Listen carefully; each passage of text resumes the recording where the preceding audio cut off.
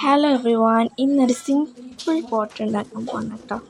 സിമ്പിളും വെക്കും, ഈസി വെക്കും, കാണാൻ നല്ല ചന്തമാക്കും.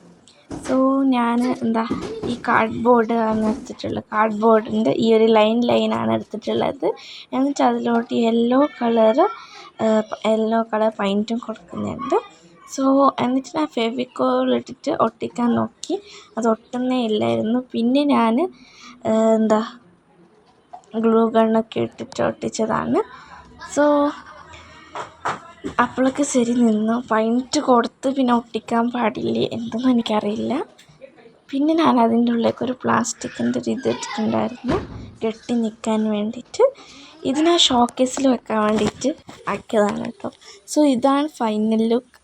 സോ ഞാൻ അതിന് ഷോക്കേസിൽ കൊണ്ടുപോയി തന്നെ വെച്ചു. അപ്പോൾ ഇത്രയാണ്. Bye bye. See you next video.